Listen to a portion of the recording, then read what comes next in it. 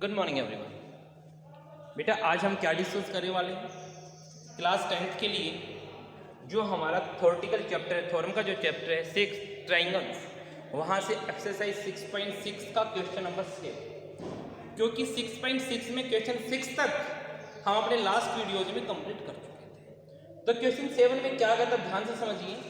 कहता है in circle कोड A B and C D intersect each other at P. किसी भी सर्कल में दो कोड हैं ए बी और सी डी जो कि इंटरसेक्ट, डायमीटर नहीं है, पहले बता देता हूँ डायमीटर नहीं है, ये क्लियर है।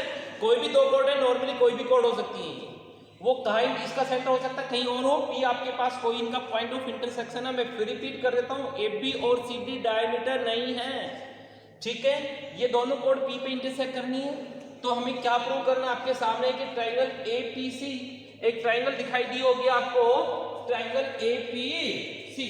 चलिए स्टार्ट कर देते हैं बेटा। ट्राइंगल ए पी सी दिखाई दिया आपको, एक ट्राइंगल है ए पी सी, राइट।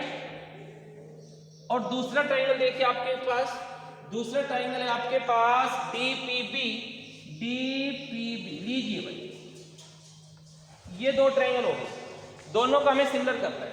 बहुत सिंपल क्वेश्चन है, प्रूफ लिखता हूं मैं बेटा, ध्यान दीजिए। प्रूफ देखिए ध्यान से। In triangle A P B and triangle D P B. आप सोचिए यहां से क्या कोई साइड रेशो या कोई एंगल इक्वल कुछ हो सकता है? हाँ जी, बड़ा सिंपल हो गया, ध्यान दीजिए। यहां ध्यान देखिए, एंगल 1 है, ये इस एंगल 2 के इक्वल है। ए पी बी के पार्ट लिखूंगा मैं पहले, A P C, sorry A P B नहीं, A P C, A P सी। तो पहले ए पी सी के पार्ट लिख रहा हूं। एंगल 1 जो है ये किसके इक्वल है? एंगल 2 के। मैं आपसे इसका रीजन पूछूं तो आप लिखोगे vertically opposite angle, vertically opposite angle. उसके बाद ध्यान दीजिए, ये इसका जो एंगल 3 है, यहां एंगल 4 के इक्वल। 9th क्लास की थ्योरम याद आई? एंगल 3 है, ये एंगल 4 के इक्वल। क्यों? Angle of same segment. मेरी बात समझ में आई? 9th क्लास की थ्योरम देखिए क्या होता है, मैं थ्योरम बताता हूं एक बार। ये कोई भी आपके पास एक सर्कल है, ये कोड है ए बी, तो ए बी जो आपके पास अपर सेगमेंट में जितने भी एंगल बनाएगी, ए बी ने जितने भी एंगल बनाया, ये एंगल, ये एंगल, ये सब इक्वल होते हैं। ये सब एंगल इक्वल होते हैं। क्यों होते हैं? क्योंकि ये सब एंगल इस सेंटर पे बने हुए एंगल के हाफ होते हैं, सब इसके हाफ होते हैं। समझ गए? 9th क्लास की थ्योरम थी हमारे पास ये। तो चलिए उसके बाद आगे देखते हैं भाई। यहां से देखेंगे और भी देख सकते हैं। मैं यहां पर जो एंगल 5 है वो यहां पर 6 के इक्वल आएगा।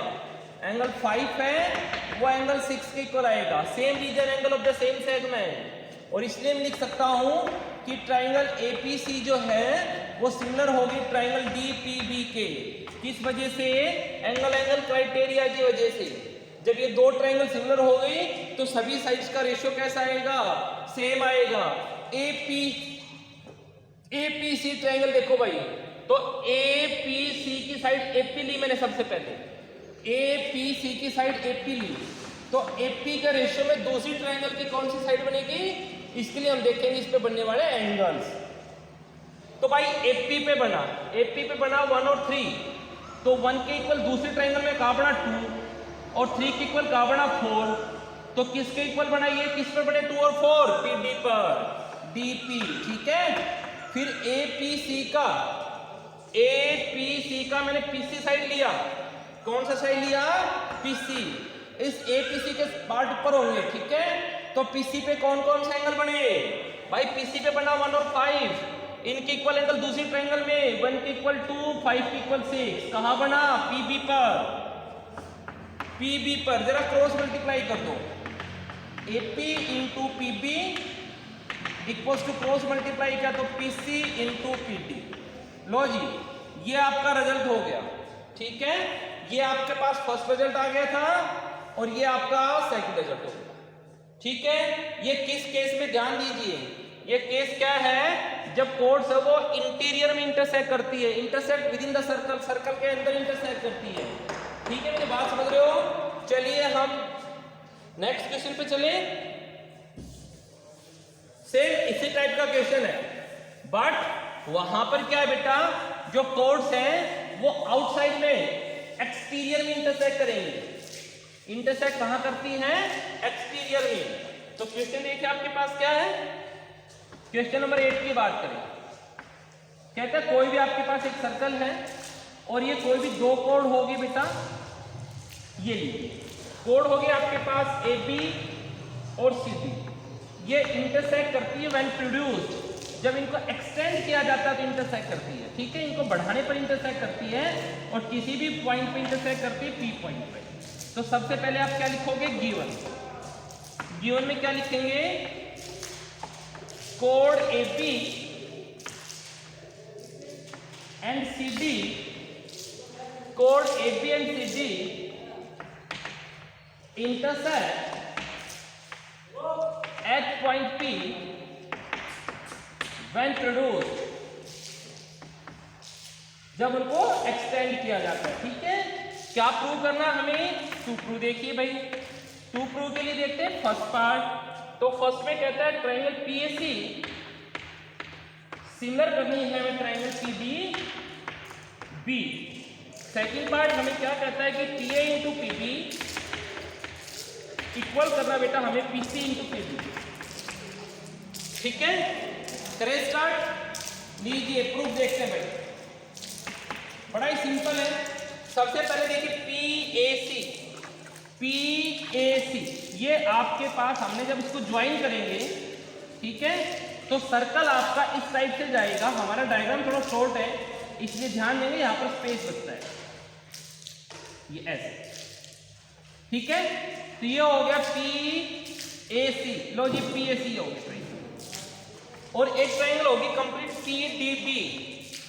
PDB, जो कंप्लीट हमारे पास ऐसे ज्वाइन करेंगे तो जो कंप्लीट ट्रायंगल बनती है। मेरी बात समझ गए? ठीक है, स्टार्ट कर देते हैं। इन ट्रायंगल बुक वाला चला तो नहीं गया ना है? 4 मारी 6 क्लास की बुक ले आएगा, कॉपी वगैरह नहीं, बुक ले आएगा। 6 क्लास की बुक ले आएगा पूरा सेट, कॉपी वगैरह ना लेकर सिर्फ बुक ले आएगा। ध्यान देंगे बेटा, इन ट्रायंगल PAC एंड दूसरा ट्रायंगल हो गया PDB। ठीक है, PAC एंड PDB। बेटा PAC के लिए देख लिए, PAC के अंदर एक एंगल दिखाई दिया होगा P, ठीक है, या जिसको मैंने नेमिंग कर दिया 1, सबको दिखाई दिया होगा 1। तो एंगल 1 इक्वल्स टू एंगल 1, और इसका रीजन क्या हो गया मेरे भाई, कॉमन। ये दोनों के अंदर कॉमन है। फिर हम देखेंगे PAC के अंदर एक एंगल है जो यहां पर लिख रहा हूं 2, तो ये एंगल किसके इक्वल आएगा, 3 के इक्वल। एंगल 2 किसके इक्वल आएगा, 3 के इक्वल। और यहां एंगल बनेगा अंदर की तरफ 4, तो ये 4 किसके इक्वल आएगा, 5 के इक्वल। एंगल 4 किसके इक्वल आएगा, एंगल 5 के इक्वल। ठीक है, क्यों आएगा वो देखिए बेटा ध्यान से। मैं आपको एक बार डायग्राम थोड़ा सा, क्योंकि आपको डायग्राम अच्छे समझ नहीं आ रहा होगा, मैं इसको बड़ा बना देता हूं थोड़ा लार्ज।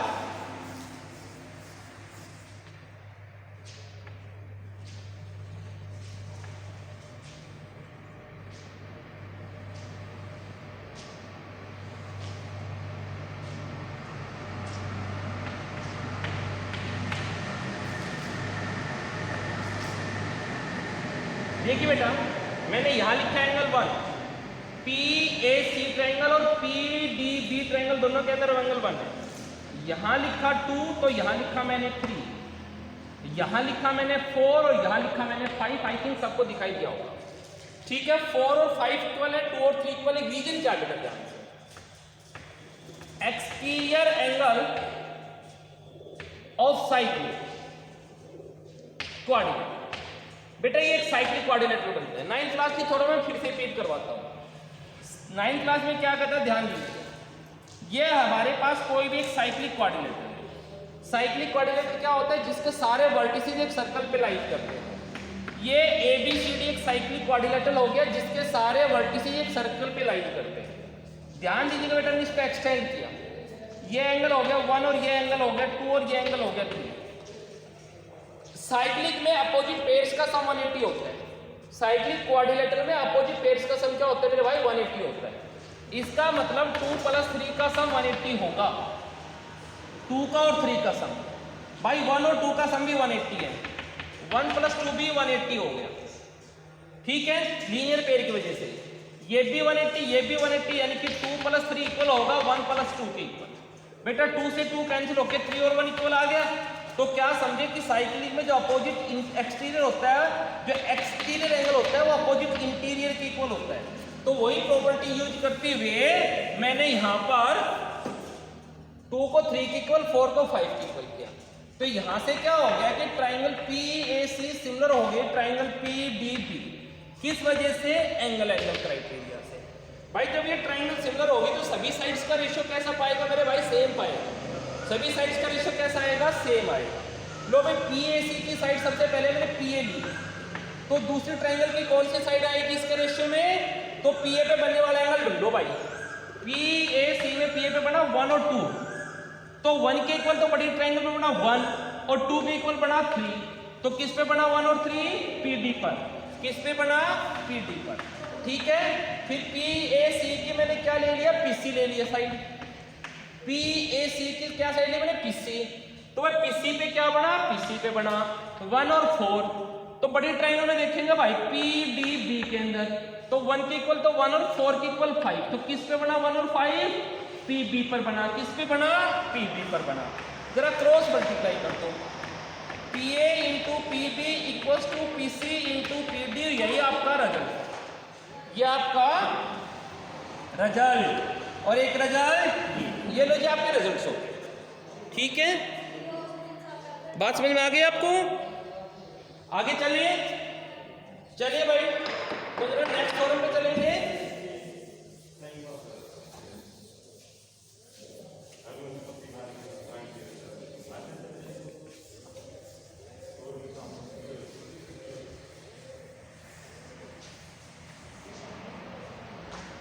क्वेश्चन नंबर 9 पे चलते बेटा।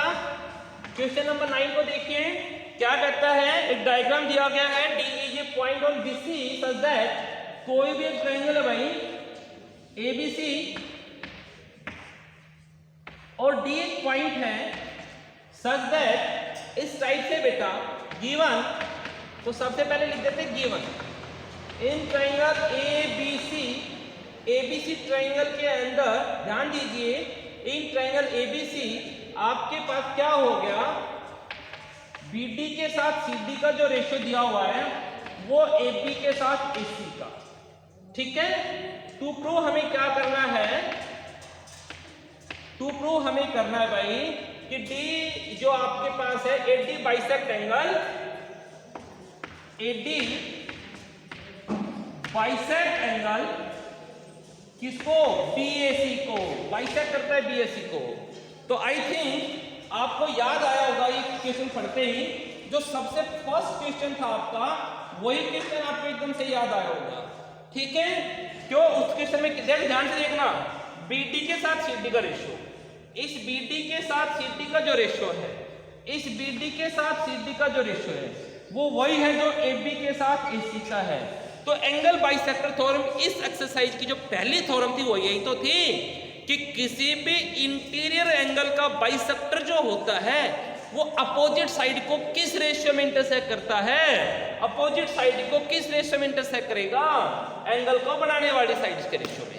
पहली थ्योरम थी, बहुत इंपॉर्टेंट थ्योरम है कि किसी भी ट्राइंगल में जो एंगल का बाइसेक्टर होता है, ठीक है, ये एंगल का बाइसेक्टर है भाई, तो अपोजिट साइड को किस रेशियो में कट करेगा? अगर ये AD इस BAC का बाइसेक्टर है तो ये इसको BC को D पे कट कर रहा है, किस रेशियो में कट करेगा कि BD के साथ BC का जो रेशियो आएगा वो AB के साथ AC का होगा। पहली थ्योरम थी आपके पास, ठीक है।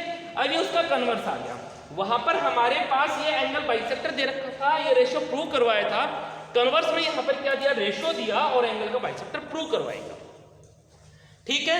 तो देखिए ध्यान से, थोड़ा सा मेरे पास यहाँ पे क्या करना होगा, कंस्ट्रक्शन करना होगा, इसलिए मैं यहाँ से इसको रब कर देता हूँ थोड़ी देर के लिए, ठीक है। देखिए मेरा बच्चा ध्यान से, तो हमने क्या किया, याद कीजिए कन्वर्स में हमने क्या कहते हैं, पैरेलल लाइन ड्रॉ की थी। फर्स्ट क्वेश्चन अगर आप देखेंगे तो यहां मैं क्या करूंगा, इस AC के इक्वल हमने एक्सटेंड कर दिया। लो हमने ये AC के इक्वल इसको एक्सटेंड कर दिया, ठीक है, ध्यान दीजिएगा। और ये पॉइंट आ गया E। तो सबसे पहले मैंने क्या कर दिया, कंस्ट्रक्शन कर दिया मेरे बच्चा। कंस्ट्रक्शन में क्या कर दिया मैंने, draw AE equals to AC, ठीक है। अब हम प्रूफ स्टार्ट कर देते हैं। ये 1, ये 2, ये 3 और ये 4, ठीक है। प्रूफ देखिए बेटा इसका, ध्यान दीजिए। हेयर सबसे पहली बात तो AE इक्वल है AC के। जब AE AC के इक्वल है तो मैं लिख सकता हूं कि एंगल 3 है वो एंगल 4 के इक्वल होगा, क्योंकि इक्वल साइड्स के अपोजिट एंगल इक्वल होते हैं। पहली बात हो गई ना। एक रेशियो दे रखा था, उस पे चलते हैं भाई। BD के साथ CD का जो रेशियो है वो आपके पास AB के साथ AC का है, ये रेशियो गिवन में है। तो क्या मैं इसको ऐसा लिख दूं कि BD के साथ CD का जो रेशियो है वही रेशियो AB के साथ और AC की जगह AE लिख दूं, क्योंकि AB आपके पास जो AC है वो AE के इक्वल है। तो इस AC की जगह मैंने AE लिख दिया। तो क्या बन गया डायग्राम पे, चलो BD by CD। Sir ji BD के साथ CD का रेशियो, तो वही रेशियो AB के साथ AE का, तो वही रेशियो इस AB के साथ AE का। भाई सेम रेशियो है तो BPT का कन्वर्स लग गया, BPT का कन्वर्स लग गया। तो this implies by the converse of BPT। Way BPT के कन्वर्स से क्या हो जाएगा, जो AD है वो पैरेलल हो जाएगी इसी के, AD पैरेलल हो जाएगी इसी। कन्वर्स लग गया BPT का कि किसी भी ट्रायंगल में अगर कोई साइड दो साइड को सेम रेशियो में कट करेगी तो थर्ड के पैरेलल होगी। ये BPT का कन्वर्स था। किसी भी ट्रायंगल में कोई लाइन सेगमेंट अगर टू साइड्स को सेम रेशियो में कट करेगा तो थर्ड के क्या होगा, पैरेलल होगा। तो इसने क्या किया, इस AD ने दो साइड BC को और AE को सेम रेशियो में कट कर दिया। भाई रेशियो क्या आ गया आपके पास, रेशियो आ गया आपके पास BD के साथ BC का और यहां से BA के साथ AE का, ठीक है। तो यहां से क्या होगा बेटा, जब AD और EC पैरेलल आ गया, अगर आपके पास AD और EC पैरेलल हो गया तो क्या बनेगा आपके पास, जो एंगल 1 है ये किसके इक्वल आएगा, एंगल 3 के इक्वल आएगा, ठीक है। तो दिस इंप्लाइज एंगल 1 आ गया एंगल 3। अगर मैं आपसे रीजन पूछूं तो रीजन क्या बताएंगे, 1 और 3 इक्वल क्यों है, क्रॉसपोंडिंग एंगल, ठीक है, क्रॉसपोंडिंग एंगल होगा। और अगर ये लाइन पैरेलल है, अगर ये लाइन और ये लाइन पैरेलल है भाई, तो ये आपके पास ट्रांसवर्सल का काम करेगी। तो उस वजह से 2 और 4 भी कैसे आएंगे, इक्वल आएंगे। एंगल 2 किसके इक्वल आएगा, एंगल 4 के इक्वल। और इसका रीजन क्या होगा, 2 और 4 का अल्टरनेट एंगल्स। क्लियर है ये बात नहीं। अब यहां से देखेंगे कि एंगल 1 है वो 3 के इक्वल आ गया, एंगल 2 है वो एंगल 4 के इक्वल आ गया।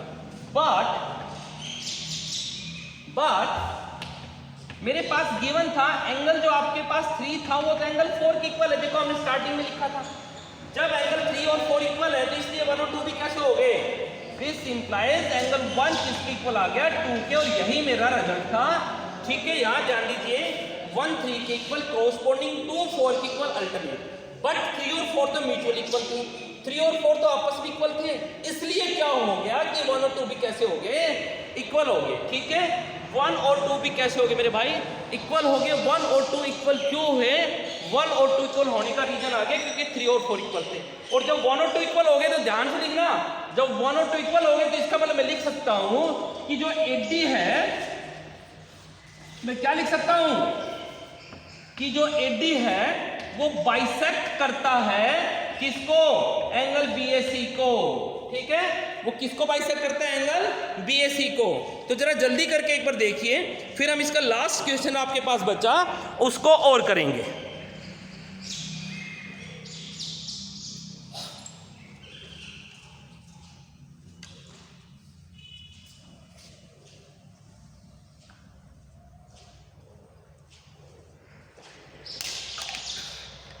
क्लियर बेटा? तो हम लास्ट क्वेश्चन पे चलते हैं और फिर हमारी एक्सरसाइज जो हमारा चैप्टर जो है ये आज ओवर हो जाएगा, फिनिश हो जाएगा।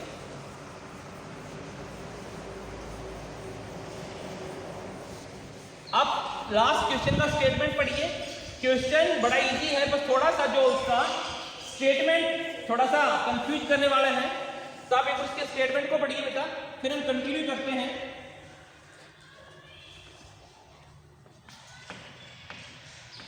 क्लास 10th के लिए, ठीक है, चैप्टर 6 एक्सरसाइज 6.6 और क्वेश्चन नंबर आपके पास लास्ट आ गया 10। क्या कहता है? कहता है Nazima is flying fishing in stream, वो आपके पास कहीं भी मछली पकड़ रही है, ठीक है। और वो क्या कहता है? The tip of her fishing rod is 1.8 metre above the surface of the water. देखिए बेटा, ये वाटर का सरफेस, इसके डायग्राम को समझना। ये वाटर का सरफेस है, यहां पर नाजिमा बैठी हुई है, किस पॉइंट पर? ए पॉइंट पे। ये उसकी फिशिंग रोड है, फिशिंग रोड आ गई बी पॉइंट तक, और ये बी पॉइंट की जो वाटर सरफेस से हाइट है ये मेरे भाई 1.8 मीटर की है, ठीक है। अब आगे क्या कहती है? And fly at the end of the string rest on the water 3.6 metre away. और जो उसका जो धागा निकलता है, स्ट्रिंग निकलती है, ठीक है, फिशिंग रोड में से, वो कहाँ रेस्ट करती है? 3.6 metre away and 2.4 metre from a point, ठीक है। 3.6 metre away and 2.4 metre from a point directly under the tip of the rod. भाई रोड के टिप से तो 2.4 मीटर की दूरी पर, ठीक है। और टोटल कितनी दूरी पर इसकी जो स्ट्रिंग है, ठीक है, वो क्या कहता है? वो कहते हैं, ध्यान दीजिएगा, Nazima is flying fishing in stream, the tip of her fishing road is 1.8 meter above the surface of the water and fly at the end of the string rest on the water 3.6 meter away। और उससे कितनी दूरी पर है बेटा? यहां से लेके यहां तक की जो डिस्टेंस दे रखा है 3.6 मीटर अवे हो गया, यानी कि इस P पॉइंट से लेके और इस Q पॉइंट तक का डिस्टेंस दे दिया, ठीक है। अभी क्या कहता है, मेरी बात समझिए, उसके बाद क्वेश्चन स्टार्ट करते हैं। बेटा स्ट्रिंग यहां से धागा निकल रहा है और ये आपके पास स्ट्रिंग आ रहा है, ये इस सी के अंदर यानी कि इस समुद्र के अंदर स्ट्रिंग आ रही है, और इस स्ट्रिंग का जो एंड पॉइंट है कहां जा रहा है? ये नाजिमा के जो आपके पास वर्टिकल पॉइंट है, नाजिमा से तो 3.6 मीटर अवे है, और जो टिप ऑफ द रोड है उसके टिप के बिल्कुल अंडर द टिप से कितनी दूरी पर है? 2 पॉइंट। ये आपके पास एम पॉइंट आ गया, ठीक है। और ये मेरी बात समझने की कोशिश कीजिए, उसने क्या कहा बेटा? ये कहता है The tip of her fishing road is 1.8 metre above the surface। जो ये फिशिंग रोड है, ये जो आपके पास रोड है, ये फिशिंग रोड है, इसका जो टिप है वो 1.8 metre above the surface water है। वाटर के सरफेस से 1.8 मीटर अबव है। ये इसका जो टॉप है इस सरफेस से 1.8 मीटर अबव है, ठीक है। समझ गए मेरी बात को? ठीक है जनाब। उसके बाद अब आगे क्वेश्चन स्टार्ट करते हैं। उसने कहा, क्या कहा बेटा? और जो स्ट्रिंग रेस्ट करता है, जो धागा जाके गिरता है, रेस्ट करेगा कहां करेगा? नाजिमा से जो डिस्टेंस 3.6 और फिशिंग रोड से उसका डिस्टेंस जो आपके पास फिशिंग रोड का जो टिप पॉइंट है उसके वर्टिकली उसके बिलो से आपके पास 2.4। तो सबसे पहले कहता है अज्यूमिंग दैट हर स्ट्रिंग बिल्कुल टॉट है, उसकी जो स्ट्रिंग है बिल्कुल टाइट है, तो क्या कहता है? How much string does she have out? कितनी स्ट्रिंग बाहर निकाल दी? भाई स्ट्रिंग है बी से लेकर क्यू तक, स्ट्रिंग की लेंथ कितनी है? Length of string, length of string आपसे पूछूं मैं तो वो बी क्यू के इक्वल है। लेंथ ऑफ द स्ट्रिंग क्या हो जाएगी मेरे भाई? बी क्यू के इक्वल। और बी क्यू निकाल सकता हूं मैं, कैसे निकाल सकता हूं मैं बी क्यू? एक राइट ट्रायंगल बनी आपके पास B M Q, in right triangle B M Q by Pythagoras theorem देखता हूं मैं, तो बी क्यू का स्क्वायर जो आएगा वो क्यू एम का स्क्वायर प्लस बी एम का स्क्वायर आ गया। भाई क्यू एम की वैल्यू होगी 2.4 का स्क्वायर और Bm की वैल्यू हो जाएगी 1.8 का स्क्वायर, ठीक है। 2.4 का स्क्वायर आ गया 5.76 और 1.8 का स्क्वायर आ गया 3.24, कुल मिला के 9.00 आ गया, ठीक है। यानी कि ये BQ की वैल्यू क्या आ जाएगा, √9 यानी कि 3 मीटर आ गया। क्लियर हो गया भाई, स्ट्रिंग की लेंथ आ गई। अब उसने क्या कहा, अब आगे देखिए बड़ा अच्छा क्वेश्चन यहाँ से, if he pulls the string, वो यहाँ पर क्या होता है, आपके पास एक चक्री होती है बेटा, और उस चक्कर से वो स्ट्रिंग को लपेटना शुरू कर देता है। जब स्ट्रिंग लिपटेगी वापस फोल्डना शुरू होगी तो ये हवा में ऊपर नहीं उठेगी, ये क्या होगी बेटा, जो यहाँ पर मानो स्ट्रिंग यहाँ से यहाँ है, ये आपके पास ऐसे जाके ऐसे जाना शुरू हो जाएगी, ठीक है। ये ऐसे जाएगी ऐसे, फिर बिल्कुल नजदीक आके फिर जब आप कभी भी थ्रेड को टू थ्रेड उसको यूं लपेटेंगे तो ये नहीं वो हवा में उठता आएगा, वो पहले नजदीक की तरफ आएगा और फिर यहाँ से वो वर्टिकली ऊपर उठता है, ऐसा ही होता है, ठीक है। तो उसने क्या कहा भाई, ध्यान दीजिए, वो कहता है if she pull in the string at the rate of 5 centimetre per second, 5 centimetre एक सेकेंड में जो है स्ट्रिंग को खींच लेता है, ठीक है। तो क्या कहता है, what will be the horizontal distance of the fly, उसका फ्लाई का हॉरिजॉन्टल डिस्टेंस बताना है फ्रॉम हर आफ्टर 12 सेकेंड, ठीक है। तो length of string pull in 1 second, एक सेकेंड में कितना जाता है 5 सेंटीमीटर, ठीक है भाई। तो length of the string pull in 12 seconds में कितना चला जाएगा, 5 × 12 यानी कि 6 सेंटीमीटर, और सारा सवाल मीटर में है भाई, तो 6 सेंटीमीटर को मीटर में कन्वर्ट कर दो, 6/100 मीटर यानी कि 0.06 सॉरी 60 सेंटीमीटर था भाई, 12 5 60 सेंटीमीटर, तो आपके पास क्या हो जाएगा 0.6 मीटर। मेरी बात समझ में आ गई भाई, आपके पास एक सेकंड में जाता है 5 सेंटीमीटर, तो 12 सेकंड में जाएगा 5 × 12 यानी कि 60 सेंटीमीटर। सारा क्वेश्चन मीटर में था, यहाँ सेंटीमीटर आएगा, सेंटीमीटर को मीटर में कन्वर्ट करेंगे, डिवाइड बाई 100 करेंगे, 1 0 से 1 0 कैंसिल, 6/10 यानी कि 0.6 मीटर आ गया, ठीक है। यानी कि टोटल लेंथ कितनी थी यहाँ से, अब ध्यान दीजिए भाई, जो आपके पास स्ट्रिंग की लेंथ थी वो सारी थी 3 मीटर, और कितनी उसने कितनी लपेट ली, पुल कितनी कर ली 6 मीटर। तो length of the left string, length of left string बचे हुए धागे की लंबाई कितनी बच गई, सारे 3 में से माइनस कर दो 0.6 को, तो 2.4 मीटर हो गया। लो जी अभी कर देते हैं भाई, यहां से लेकर ये स्ट्रिंग आ गई, ठीक है, बी से लेकर टी पॉइंट तक, और ये कितनी हो गई 2.4 मीटर की, बी से लेके टी पॉइंट तक की स्ट्रिंग आ गई। मेरी बात समझ में आ गई।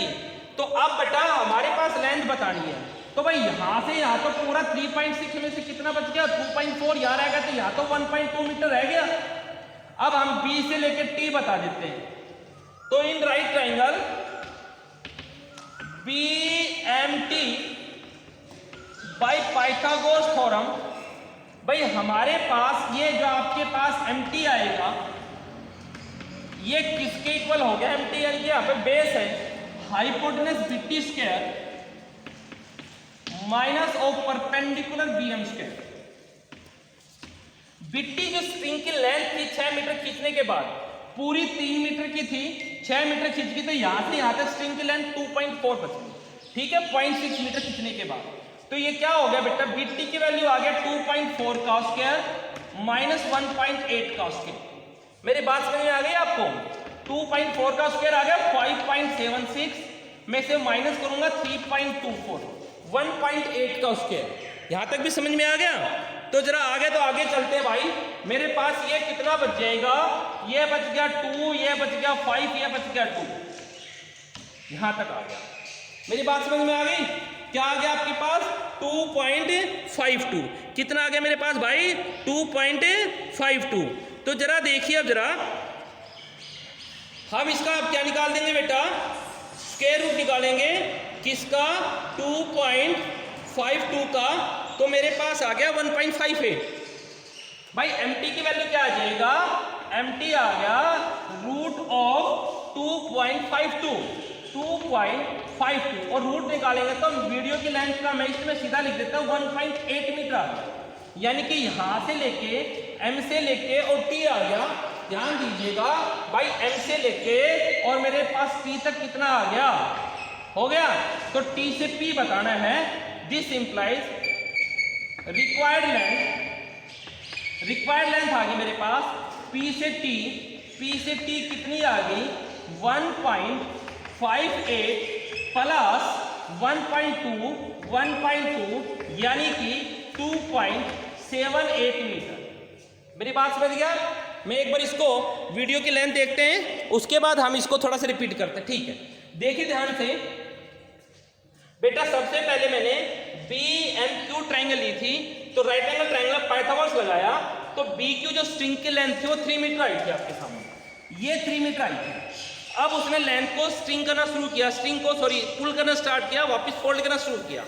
किस स्पीड से किया? 1 सेकंड में 5 सेंटीमीटर, 12 सेकंड में उसने 60 सेंटीमीटर यानी कि 0.6 मीटर कवर कर दी।